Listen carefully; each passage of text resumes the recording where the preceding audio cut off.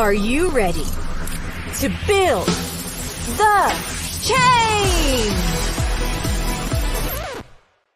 The Earth needs your amazing ideas to take on the big challenges that our planet and people face, like protecting the environment or building a future where everyone is included.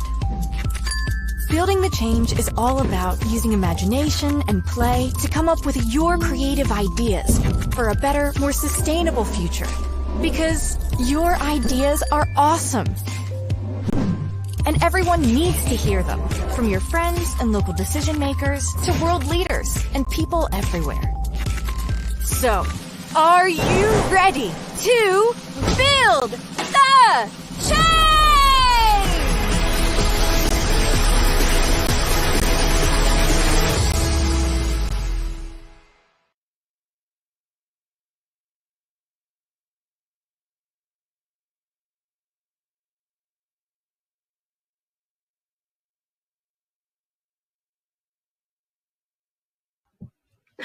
Wow, I am always so excited to build the change. Hi, everyone.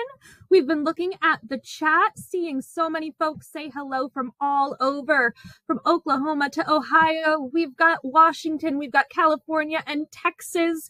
We've got some friends here that are going to be visiting us from all over, and we are so excited that you are here with us to build the change. My name is Cassie Schultz. I am part of First Book, and we work with our wonderful partners over at Lego Build the Change to create these programs for you. I'm also a former teacher, so always excited to see everybody in the chat sharing where they're from, who they are, and what grades they are part of. Before we get started, I know, we're going to do just a little bit of housekeeping. We are here on the screen, but my friends watching, remember, your teacher is the one that is going to be the final say-so. Make sure your ears are listening to us, but also make sure those ears are listening to your teachers. Today, we are going to be doing some great work building a brighter future. We're going to come up with ideas. We're going to learn how to share them. And at the end of the event, we're going to do a build together. Now, like I just said, we've got our immerse. Immerse means you dive into the information and learn as much as you can. We're going to create. We'll have some time to build, not just out of Legos.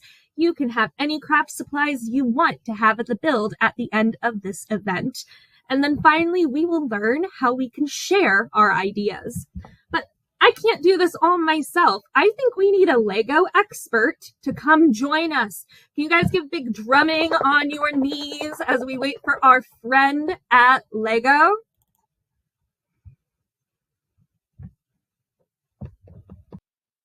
Hey, there I am. How's it going, everyone? I can just about see you. Yeah, there you are.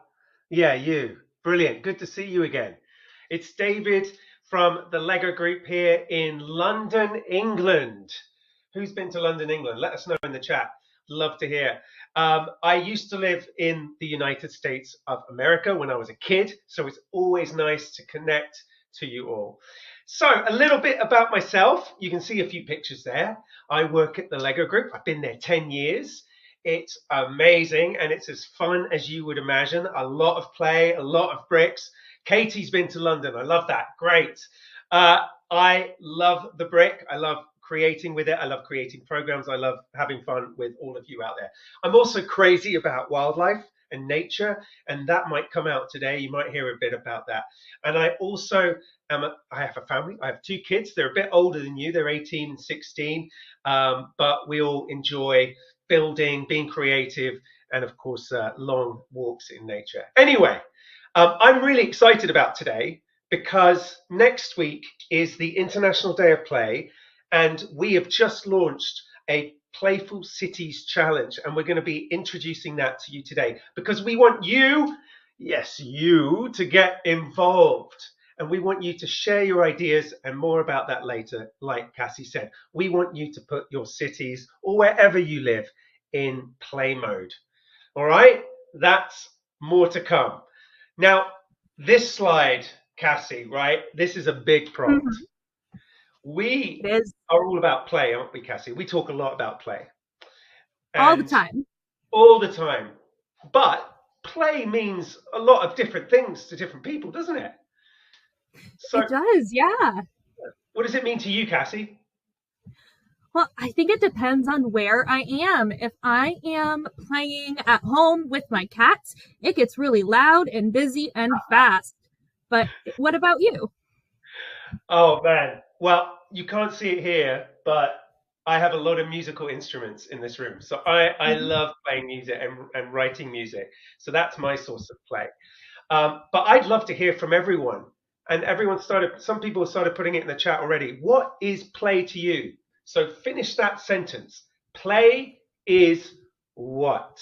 We've got play is child's work, absolutely. And I think more grown-ups should play too. That's my thought on that. But put it in the chat. What is play to you? I I hear fun. Yes, love these words. Here it comes.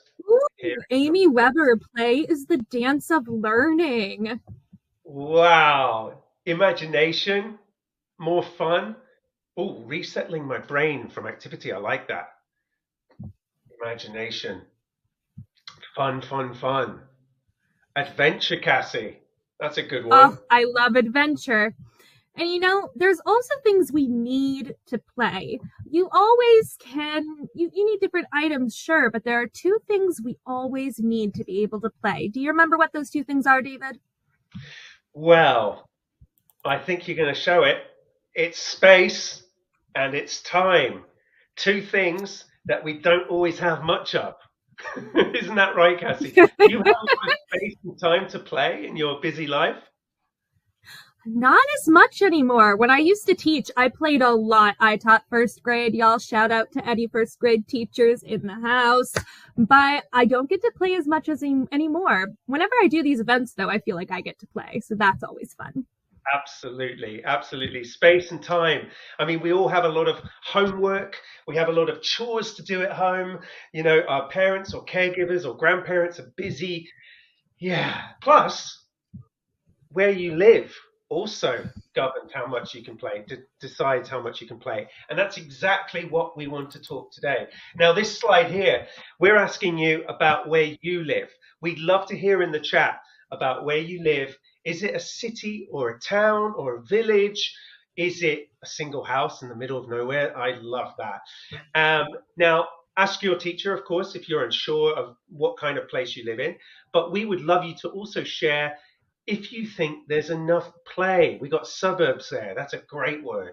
City. Is there enough place to play in your city or wherever you live? Cassie, what about you? I am so lucky to get to live in the city of Baltimore, and no spoilers for later in the presentation, but our third guest has a picture of a really cool bus stop that Ooh, I walk by almost every week in Baltimore. I So love that. I'm lucky to be in a city that does get excited about play. What about you, David? Well, I said I live in London, but I actually live just outside London and I live right on the edge of the countryside. We've got a nice river running through and I love going out and playing with my dog. We've got a big black Labrador. He's not here right now, he's outside, but that's what we love to do. But, I'm in London nearly every day and there's not so much space to play. And I see a lot of very busy people, Cassie, a lot of stressed people going to work, a lot of grown-ups. And I wish they had more play in their life. And I think that's something we need to fix. And I think we'll do that Well, later. David, what if we took a chance to play right now as we get ready to learn about what's in a city? Do you think you want to take 30 seconds for all of us to play together? Let's do it. Let's do it. We have an amazing example here, and this is inspiration for our little wiggle break, as Cassie calls them.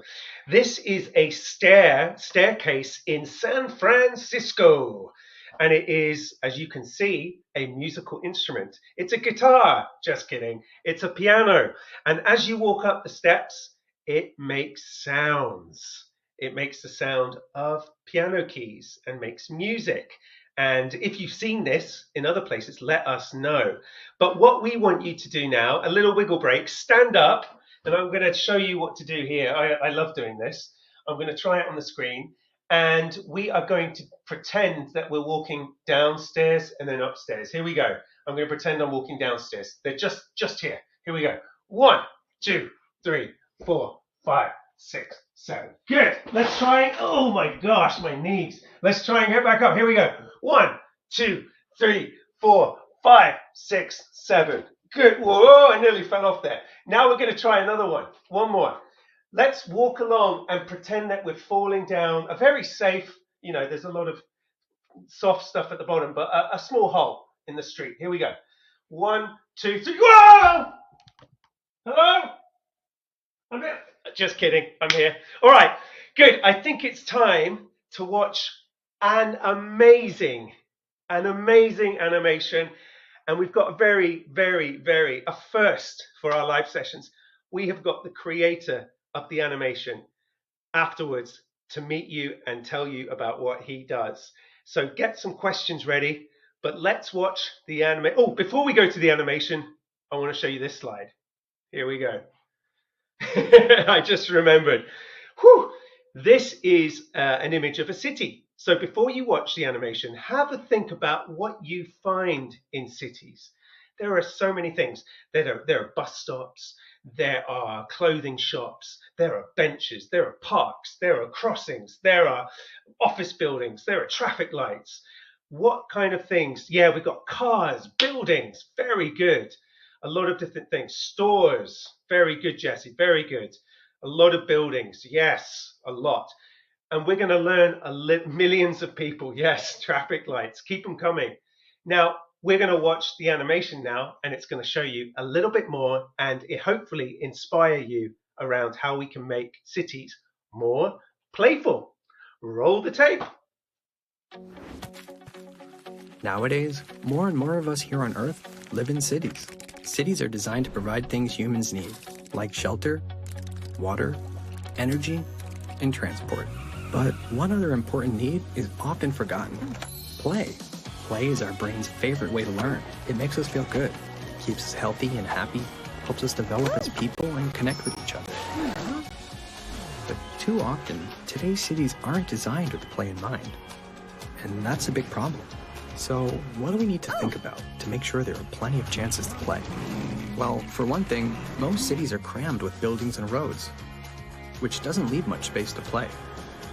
Could we find places to play in by using our creativity to reimagine the things that are already there? And to play, you need time. It doesn't have to be a lot. In cities, people are always on the move, hurrying between home, school, and work. They don't have much free time. And even when they do have a moment, they're not always in the right place to play. Could we use our imaginations to add chances to play when we need them the most? And of course, we need places that are good for playing in. They could be indoors, outdoors, but they need to be inviting, fun, and safe. So what if we reimagined everyday things in cities to give everyone more chances to play? If we're going to build playful cities like these, we'll need more creative ideas. Ideas like yours. And grown-ups need to hear those ideas and remember to build their cities for play. Together, we can build the change.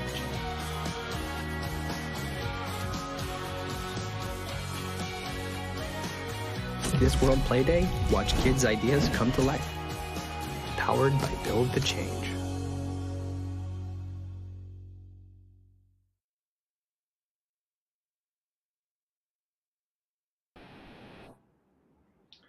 Amazing. Wow. Hope you all enjoyed that. Oh, gosh, it's one of the best. It's if not the best. Jim, good to have you here, man. Good to have you here. Hey, thanks So so much good. for having No, me. thank you. So everyone out there, this is Jim McKenzie, the artist and animator of our video that you just saw, our animation. Jim, tell everyone what it is you do. Yeah, so I guess, well, that was my voice that you hear over the entire animation. I art directed this piece, and we had a lot of really talented animators at Stupid Buddy Studios who animated each scene, and we meticulously crafted the whole universe here. I had my son making boxes, making little trees, And yeah, we made about 7 stages to film the stop motion animation. And if you guys know about stop motion animation, it's you take a picture, you move a character, you take another picture, you move them again, and you take thousands of pictures and you get this really great animation. So that's what we had to do here for these big sets. Wow, it's amazing. And we've never done stop motion in our Build the Change videos before. So it was a first. And how long did it take? So this was, I would say, about 2 months worth of work. We really had to move quickly in planning and making something called an animatic, which is sort of like storyboards. You draw out each scene and you sort of squish them together in a little video and see how it's going to look before you actually start building all these sets. So we kind of had an idea of how this was going to look. And then it was up to me and 2 other people to sort of build everything out of Legos, half Lego, half everyday crafts. And the whole idea of this film, it's very inspiring. It's it's telling kids to use their ideas, be heard, telling grown-ups to listen to kids. And here we are making this animation. All adults are making it, and I'm like, oh, I'm a creative person. I can make this look like a kid did it. And I go to do that, and then my son whips something up, and it looks very different. And I'm like, you know what? Let me listen to him. Listen to the what the animation is telling us to do. Listen to my son's ideas, and I took his style and sort of implemented it into every building, every tree. So a lot of the buildings have his actual artwork on it. He's 6 years old and very, very outside of the box thinker. So yeah, that's what we were doing with every box you see. I love that, and there he is. You can see his picture there. Oh, what's his name? Xavier. Xavier, look at him. What a legend. And a lot of people, they've commented on the fact that we used Lego bricks and we used craft materials. Why did we do that, Jim? Why was that? Well, I think having that accessibility of everyday objects, everyday materials, including Lego, you want to sort of make it seem as if this was coming right off of a crafting table. And the stuff I have at my house, there are Legos all over the place, but there's also cardboard, crayons all over the place, and it's a mix, So you want to have the ability to show you can use Legos as a small part of a bigger thing. You don't have to just stick to just one thing, and use whatever you have to make it work. That's it. I love it. And we got a few questions here. We did work with some children at Kendrick Elementary in LA, right, just outside LA, and they were around. What were they? 10, 11 years old, I think. I think about, yep. Yeah. How did that session go? Do you want to say a few words on that? Yeah. So that was another instance where, it really changed our perspective of, again, the way that they think. It's just so, I want to say out of the box, but really it's just a natural way of thinking. And when you get older, you hear all these rules and regulations, and then you slowly create your own box. So it's not that they're thinking out of the box. They're just very fresh thoughts, and to hear those, it really makes you think oh yeah, of course we can make a bridge that has, rainbows and even that piano that you were showing us. I had an idea that one of the streets would be a piano and you would sort of jump around and play music. And there's just so many great ideas, and we couldn't get them all in, but yeah. Don't you agree that children, all the grown-ups should cover their ears now, but children have the best ideas, don't you reckon? I do think so, yes. And it's very important for kids to know that and to feel confident of speaking out. And I think that's a very key point of this. If the kids are watching this, I hope that they feel more confident of really sharing their ideas, because it is the most purest, out there. Absolutely. And we've got time for one more question, Jim. There's a great one here. Did you ever get frustrated because the scenes were taking a long time? That's from Katie. Well, I think it's understood that the scenes are going to take a really long time, and there's always moments of frustration, but you always see the bigger picture in the end, and it's going to work out. So you just have to keep pushing forward. And of course, when you do spend more time on something, it usually comes out even better. So in the end, I think it came out pretty good. I love that. Love that. Yeah. Oh, I think we've got one more. I mean, we've kind of touched on it, but what inspired you to do animation as a profession, as a job, as a career? I've always loved stop motion animation, Nightmare Before Christmas, Coraline. I know a lot of you guys must love Coraline, things like that. It's just so like, you can't get that as much as you try in CGI. There's something very authentic when you see cardboard with fringes or rips and stuff like that. And that was also something we really wanted to stress. At first we had nice clean boxes that looked like very pristine houses. And we said, let's rip them up, let's scratch them up. So you really get that thing, it looks real, and you just can't get that anywhere else. So that's why I love stop motion. Love that, Jim. And just to add, I got to go to the Tim Burton exhibition in London recently, and I saw all the props, and it was incredible. And we did Coraline, we did Laker. Amazing. Man, your work is super inspiring. I hope that everyone out there listening to Jim got inspired. I'm sure you did. But I'd love to say a massive thank you, Jim, for taking time out of your day. I know you're traveling at the moment as well, right? So really appreciate it. Yeah, that's it. You're in Europe too, right? I'm in Europe too. Yeah, come say hi. I will after this. But Jim, any final word? Yeah. What's that? Any final word from you to the game? Well, I hope you guys, feel inspired. I hope you do create a better future for us, because we definitely need it. So good luck, guys. Thanks so much, Jim. Appreciate it.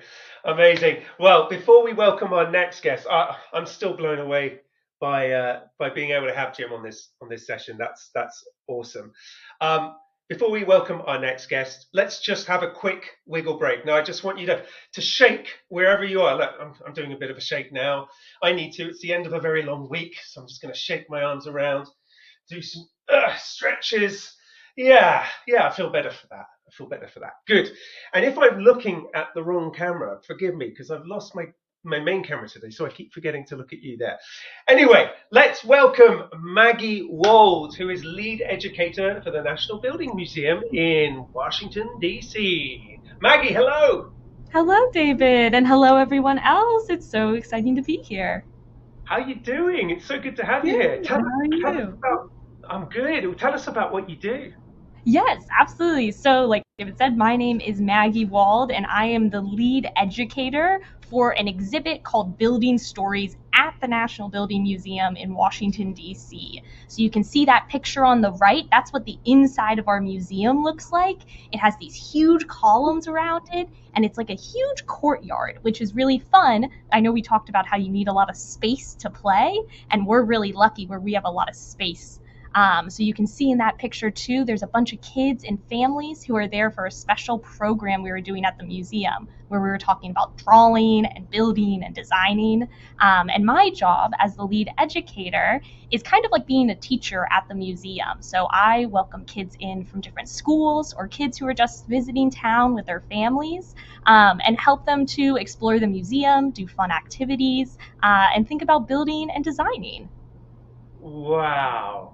Oh man! When I first saw this image, because I had seen it last year sometime when we were talking with the gang, and it almost looked like computer generated, but it's not.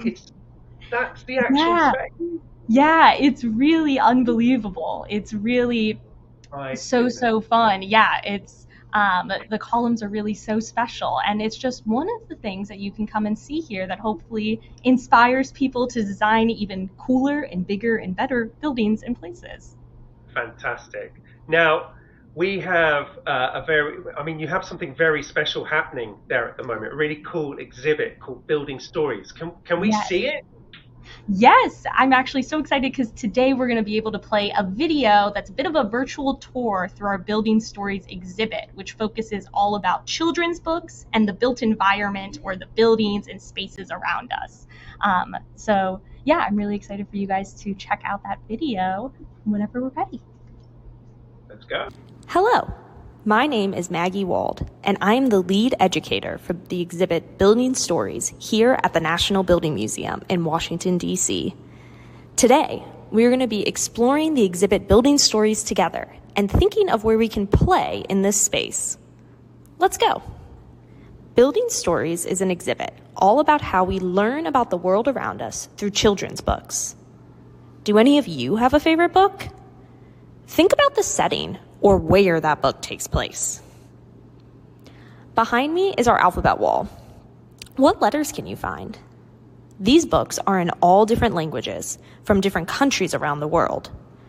Our exhibit designers at Plus and Greater Than, or the people who dreamt of and created the displays and the look of this exhibit, chose to display these books in a fun way on the wall. In my job as a museum educator, I often play games with kids where we search for letters on the wall or sing the ABCs.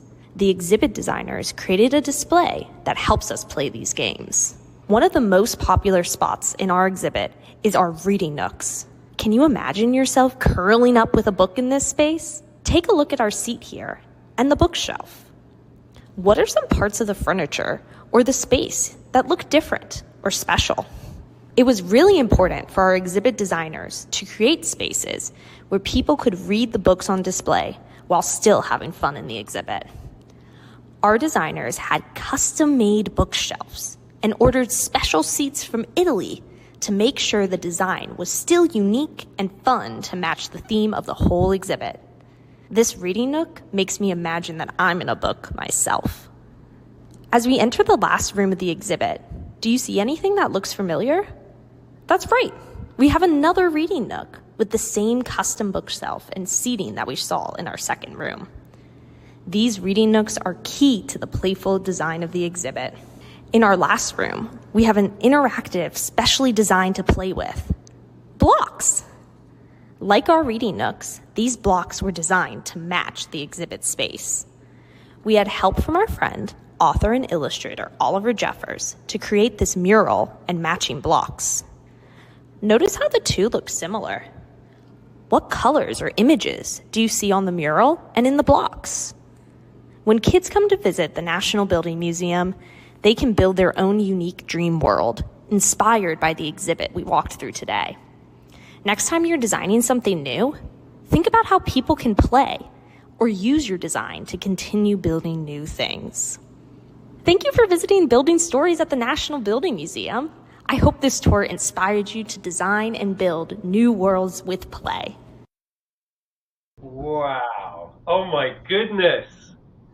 That is beautiful. What a place. I know. We're so lucky to have such good exhibit designers, the people who put in all that work to design those spaces. Totally. And you worked with Oliver Jeffers. I mean, he's a legend. Absolutely. Another person we were so lucky to have who is also so good at creating playful designs, right? We saw all of those colors in his last room and all of those fun sketches. Beautiful, beautiful. And Maggie, before we go to questions, I've been talking to the last couple of weeks to a lot of libraries, and libraries around the world are trying to become a lot more playful, aren't they? And your film reminded me a lot of those spaces and how important it is to bring play into reading spaces.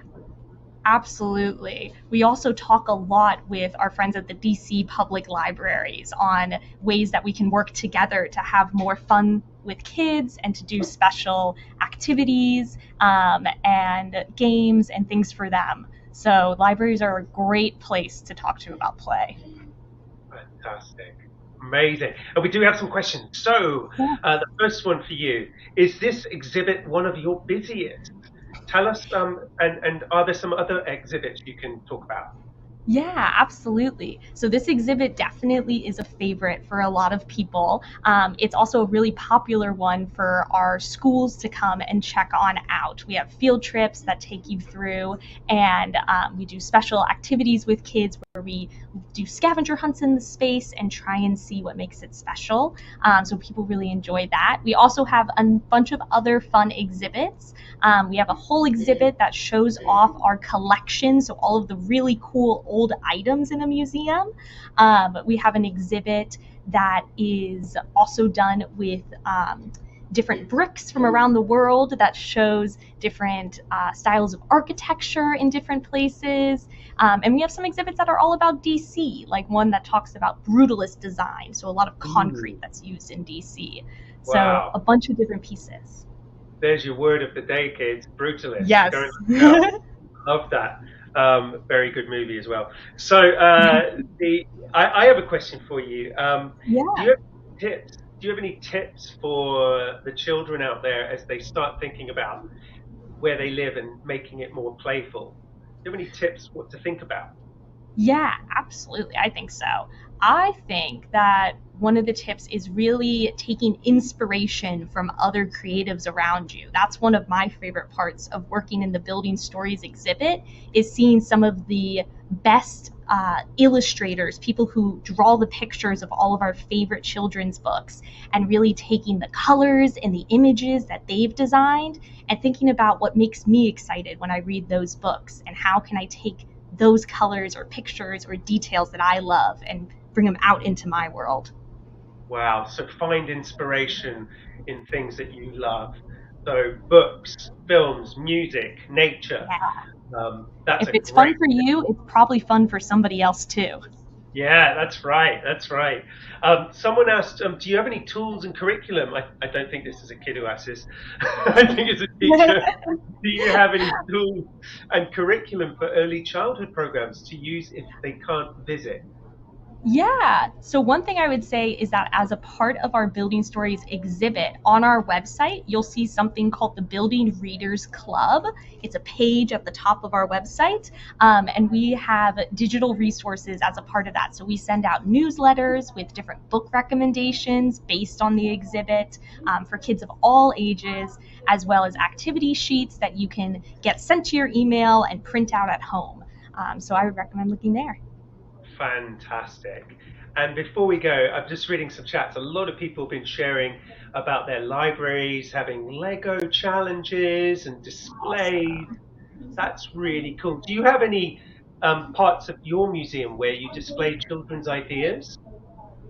Oh, that's a great question.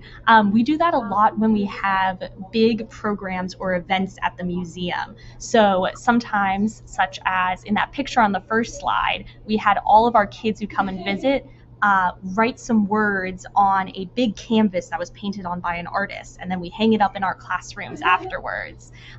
So we like to use our classroom spaces and our different family days and events to get kids in, do some work, and then show it off for kids in the future. Amazing. Because that's what we're really passionate about. We keep saying this, but children's ideas, getting them in front of grown-ups and reminding grown-ups that we need to listen to you more, to you kids more. Absolutely. Wow, Maggie.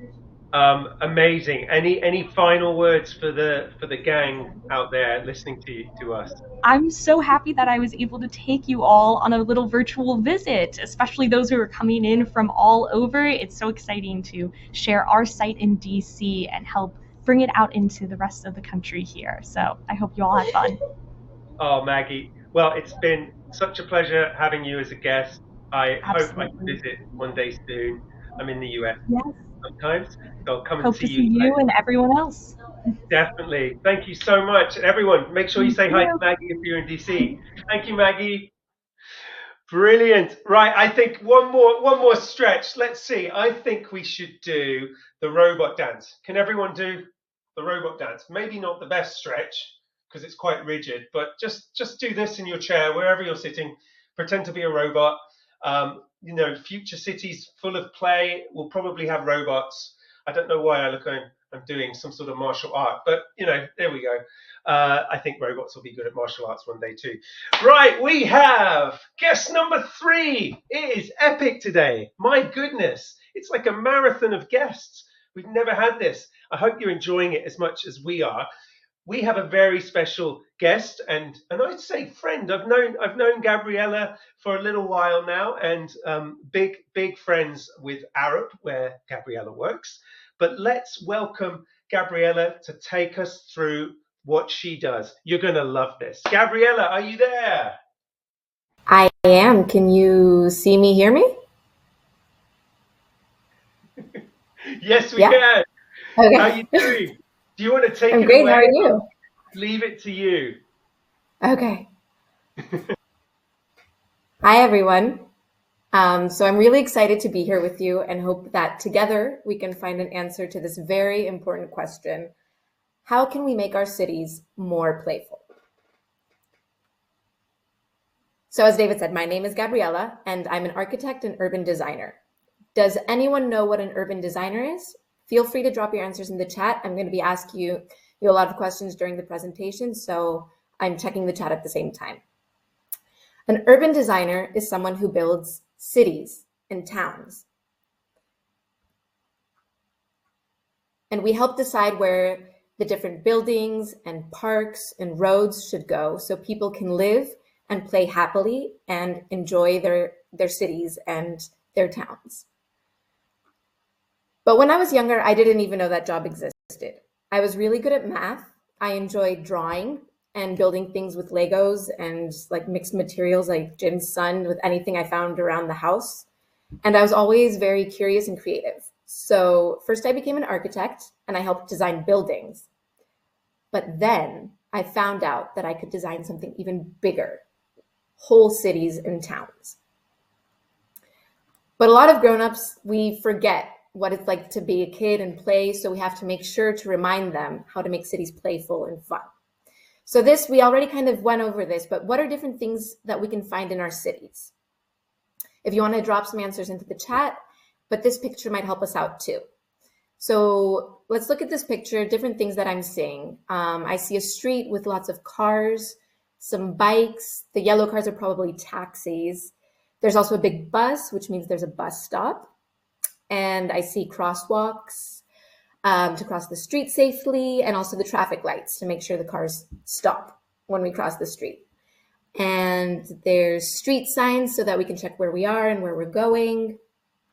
And there's some sidewalks with a lot of different things on them, like trash cans that help keep the streets clean, benches for when we might kind of need a rest because walking around all day can get tiring.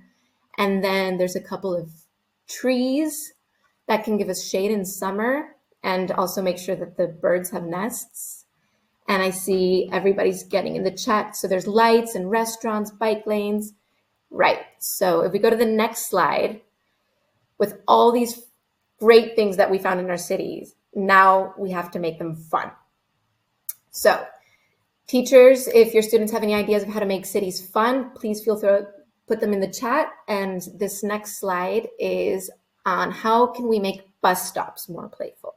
So if you have any ideas, we saw a few examples in the video, but a lot of times when you're waiting in a bus stop, you're just waiting and waiting and waiting and sitting.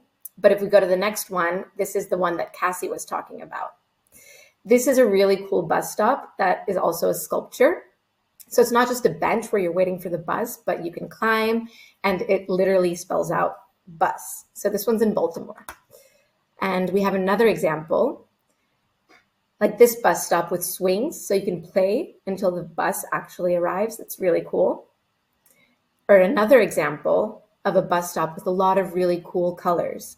So that when the sun is shining, you get these cool patterns of colors on the floor, and that's really fun. So I see everybody has great ideas in the chat. There's also hopscotch. We could get hopscotch in front of the bus stop. Let's see what else people are putting in the chat. A checkered board, that would also be a really cool idea. Or a dance floor. You could go for a dance break while you're waiting for the bus. Awesome ideas, guys. So if we want to go on to the next one, stairs. There's usually a lot of stairs in our cities. So how do you think we could make stairs more playful? If you have any ideas, throw them in. I'm going to show you some examples. So the next one, David shared. This is a really cool staircase that is also a piano. So every step plays a different note. So when you go up and down, you can compose a song and make music. Like, how fun is that? Or if we go to the next one, these stairs aren't already really cool because of the colors, but there's these giant slides, which honestly, you'll get down this to the next level a lot faster and you're having fun while you're doing it. So pretty awesome. And these next ones have a really cool pattern drawn on them. So you can choose if you want to like zigzag up the stairs, you can go straight up, You can choose a color and hop along. So these are really cool. And then in the chat, there's some great ideas too. We have book titles, slides. I think slides is everybody's up for the slides on the stairs, and then fun colors. Cool. So yeah, sorry, Cassie. If you want to go to the next one with benches. So also benches. There's a lot of benches in our cities, and they're great for sitting and resting, which is also we need to do sometimes. But maybe they can also kind of be a little boring. So let's think of some ideas of how to make benches more fun. So there's an example in Mexico that has a xylophone inside of the bench. So if you're walking by just with a pair of sticks, you can play some music on it. And I think that's really cool, right? It also has a really groovy shape. Like this one. This is another one that has bright colors, but you can also climb. And if, you know, you can also slide down the bench if you want to. So I think that's really fun. And this one was in New York. And I think this was, I got to see it and it was super cool. So instead of just having benches, the benches were seesaws. So instead of kind of just waiting, you could go on the seesaw with a friend and actually play. And let's see, in the chat, we also have animal shapes design benches, different benches, wiggle seats. That's a really good one. Wiggle seats sound fun. And then we have bridges in our cities too. So if there are any ideas on how we can make bridges more fun, because they're like these big constructions that kind of just cross over our cities sometimes. But there has to be a way to make it more playful, right? So if we go to the next example, this is in India, and they created a whole park under the bridge with different hangout areas for all different ages. So there were some playground areas, and there were some cool benches for teenagers to hang out. And most importantly, because it can get really hot there, under the bridge, it was really cool because there was shade. So it also helped keep people cool during summer and when there was a lot of heat. But we could also do this where we put swings under the bridge, and you can play with your friends. And then there's also sand, so it's kind of like a beach with swings, which is really cool. Or the next one is one of my favorite examples ever. I really like this bridge. It has these really cool lights, and not only are they different colors and fun, but the light also helps keep the bridge safe at nighttime. And I see in the chat that Dallas has a huge park over a bridge with a dog tunnel. Dog tunnels sound really fun. Interactive signs, letting people paint, really great ideas. Hopscotch, and sidewalks. I mean, we're always walking places, but can we maybe make the journeys more fun? So if there's any ideas you have on how to make sidewalks more playful, we have to keep in mind as well that different people have different accessibility needs. So anything can be fun, but we have to make sure that everybody with different mobility devices and requirements can still use the sidewalk safely. This next example is in Copenhagen, in Denmark, in Europe, and they decided to put trampolines on their sidewalks. So you could either walk or you could jump from trampoline to trampoline. Like, how fun is that? Or this next example, this is also in Copenhagen, and they have this area where the sidewalks kind of, they create these huge hills, and you can run up or you can go with your bike and skate down or slide down. And they have these kind of twisty lines that you can also go through the different sidewalk areas.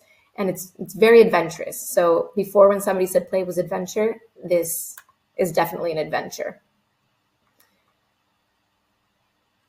And we can also think about playing games on the sidewalk, a board game. Somebody said checkers before it, here's chess. How cool would it be if you're just walking down the street and all of a sudden you can start playing chess and you have these giant chess pieces moving around the board? I mean, it's so big that you could probably even be a chess piece yourself on this game, which I think is really fun. And in the chat, lots of good ideas. We have book walks, we have painted hopscotch, obstacle course, mazes. That would be amazing. There's a joke right there. Golf, lots of cool ideas. So I think we have successfully found a lot of ways to make cities more playful. So they don't have to be boring and dull and gray. And I want all of you to remember how much fun play is when you grow up and become adults, because maybe one of you here today is also going to become an architect or an urban designer or an engineer. And you'll be designing buildings, parks, roads, and cities and towns 20 years from now. And hopefully those cities will be fun and playful. So thank you for all your great ideas. Amazing. Hello, I'm back. Hey, David. Gabriella, that was awesome. I loved it. So much Fun. Absolutely. And I really loved how you were showing images and straight away people were on the chat sharing their ideas. Wasn't that cool? And I really love how many hopscotches we had on there, because we don't see much hopscotch anymore, but it's still happening. It's still happening. The hopscotch revival is real. Absolutely, absolutely. Now, there are some questions coming. One question I have seen is from our team is, how do you bring play into your job? Like, you're an urban designer, urban planner. How do you bring it into your job? So my job a lot of times is I will work with a city and they have to redesign an area that already exists in the city because it's gotten kind of old, or they're going to build a new part of the city. And a lot of times as grown-ups forget about being a kid and having played, they don't remember that they used to play in the city. And it's maybe not their priority.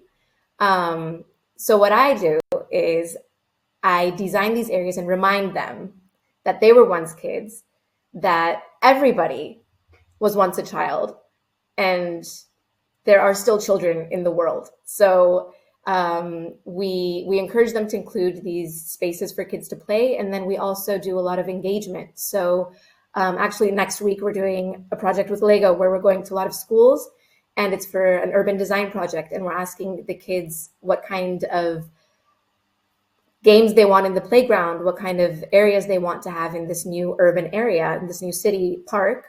And the kids get to decide what games get to put into these areas. Wow, I love that. And that's one thing I really love about your company is you work a lot with communities, with children, with parents, grandparents, and you get their ideas and try and, use them to inspire your designs. That's so cool. And one of the things that people talked about earlier, and you mentioned it as well, Gabriella, is accessibility. So when we think about play in cities, why is that important again? Can you remind us? Right. So a lot of different people live in cities. So even if you look around with who you're sitting with at the moment, you probably have some differences, and it can be age, it can be mobility, it could be how you think or how you see things. So like cities are a melting pot of a lot of different types of people with a lot of different needs. And so just like we think about play with kids in cities, we also need to think about all of the other people living in our cities.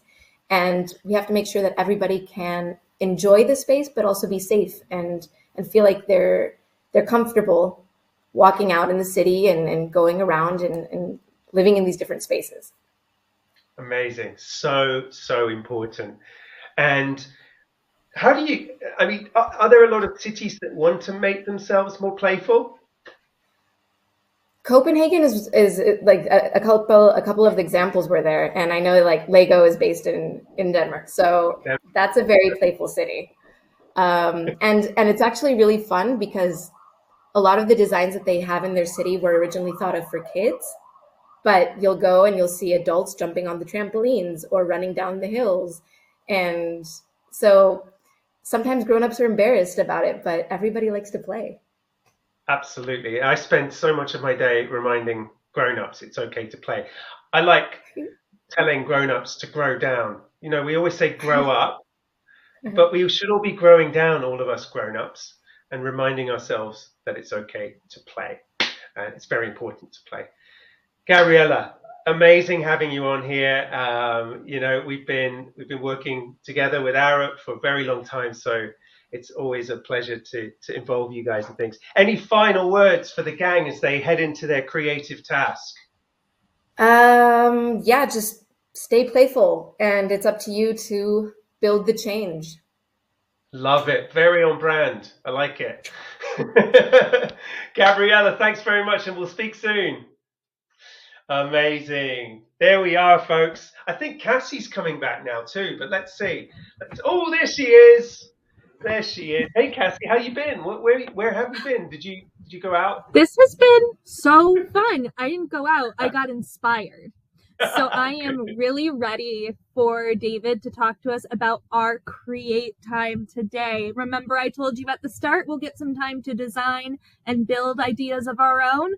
It's that time. We've been inspired by our three incredible guests who have given us a lot of ideas, and now it's time to share our ideas. David, can you tell us a little bit more about what we'll be building today? Absolutely. So it is open-ended. It's your ideas. That's what we want to hear. No idea is a bad idea. Everyone is a good one. And we just want you to take all the inspiration that you've heard from us and from our guests today, and we want you to put it into a creative build. And that build is, hopefully, this is what we want you to work on. Take something in the city or in the town or in the village where you live. Take something in that place and make it playful, so more people play in their day to day. We need to create a movement of play around the world and get more people playing. So you've seen loads of inspiration. You saw the movie, the short animation earlier. Get building. That is the challenge. And Cassie, I know we're going to talk about it later, but we need these ideas. I'm not just saying that. We actually need them. Because the Lego group and our friends at First Book and other partners and friends around the world, we're going to take these ideas and show them to grown-ups around the world and a lot of urban planners later on in the year. So if you want to inspire grown-ups to think more about play in cities, share your ideas with us after you're done. Cassie, anything else to add before we get building? We are about to welcome the rest of our guests back to build with us. We will be on the screen, educators, building along with you, chit-chatting. If you have questions for our guests, please drop them in the chat. If you want to share what your students are working on, please share that in the chat as well. We will take the next 10 minutes to work on our creative challenge. Remember, I said work on. You don't need to start and finish in this 10 minutes. This is just a chance to get started. And you can always continue your build after. All right, 10 minutes. Welcome back, guests. How are you doing? Hey, I love it. I'm great. I'm looking around to see what I'm going to use. Well, guess what I've got? Of course I've got I one wonder of these. what David could possibly be building with. I've got one of the biggest bricks in the world. Look at that. Oh my God. What have you got, Jim? You got a mug? I think I might start off with a cactus. Oh, you got a cactus? Ooh. I don't know. Some nature building, you know? Yeah. We love some playing with some nature, you know? Cactus is a bit dangerous, so I'm going to go with another one. Yeah. Love it. I think he read my mind with the nature idea. I got really inspired thinking about parks. So I've got some paper that has flowers on it to kind of do some outdoor play inspiration. Pretty. Nice. I've got a base plate. Of course, I'm gonna fill with some Lego bricks. But Jim, you ran away and found something. Did you find? I know you're traveling, so it's a little more challenging. Yeah, so I'm traveling right now. I'm in Poland, but I brought clay with me, and now is the perfect time to open it and use it. So yeah, I'll see what I could do in 10 minutes. Probably not much. Amazing. Amazing. Is that Sculpey? I love Sculpey. Sculpting mediums, it's the best. Amazing. Other clay is available. Just say. That's what we always have to say in the UK whenever we mention a product. We're like, other newspapers are available. Anyway. Oh, I think they might have this in the UK. I got this on. Ooh. Actually, Sculpey sent me this, but I'm pretty sure they have it worldwide. Wow. I don't know. I think I've seen it. Yeah, I think I've seen it. Yeah. Awesome. All right. Okay. Our educators and classrooms, if you have any questions for our guests or want to share what brilliant ideas you are seeing from your students so far in the chat, please drop them below and we'll make sure to shout them out during our 10-minute build. It has already been 2 minutes. How has that happened? Oh my gosh. Wow. Flying by. Flying by. Well, I really liked Gabriella's talking about the stairs a lot. So, that's so nice. How fun.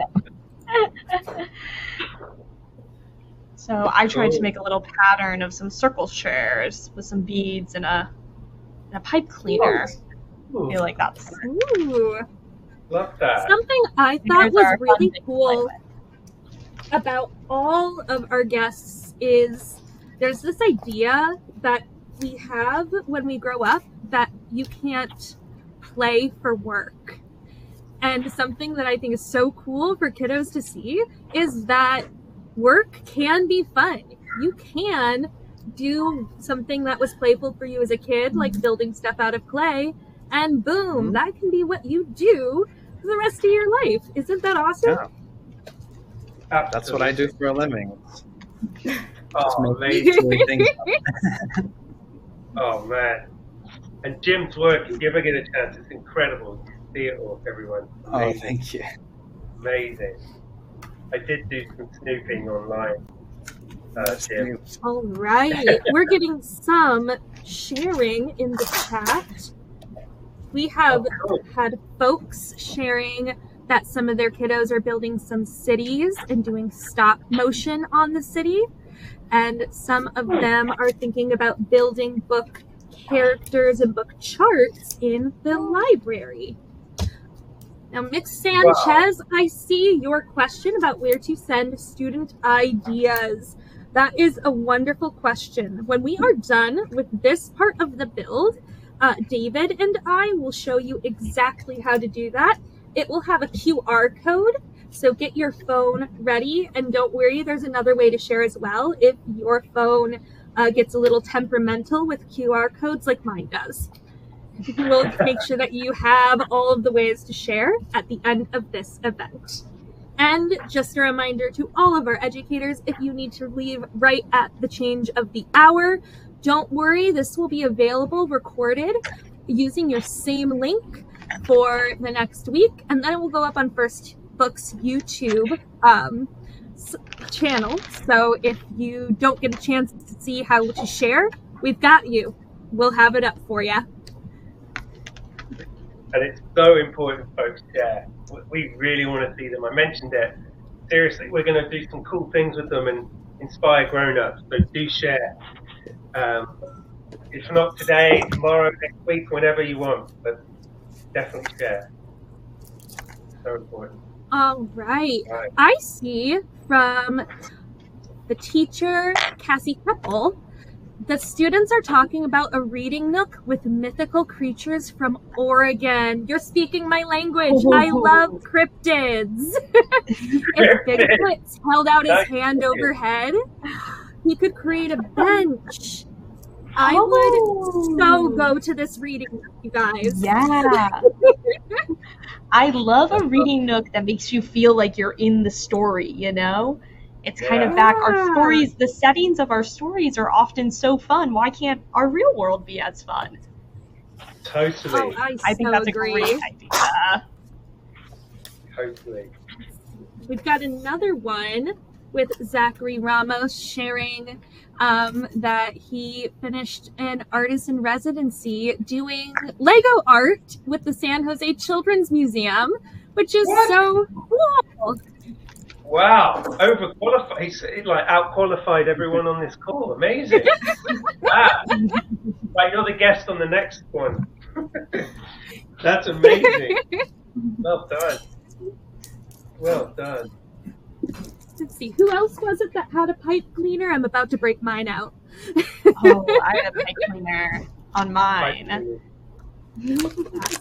Right. The last time was they were actually used for their original purpose. Pipe cleaners. Who knows? Another good example of using things for play, for more fun, I feel like, right? Taking some tools that maybe are coming from our world and making them more fun. Oh, yeah. You're so right.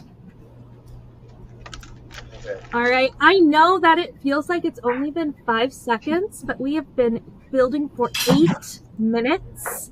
We have 2 more minutes left, and then some of us can share what we've been building. You can share what's in the chat. But remember, you don't have to finish in the next 2 minutes. This is just when we'll take a pause. Oh, gosh. What a way to end the week, everyone, huh? Great. Love it. Same place next week? Same time? That sounds so fun.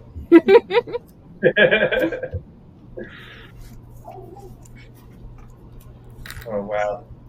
So when it goes quiet, I know everyone's like in the flow. In the right. flow. Love that. When we know everyone's locked in, we're ready. We're letting them cook.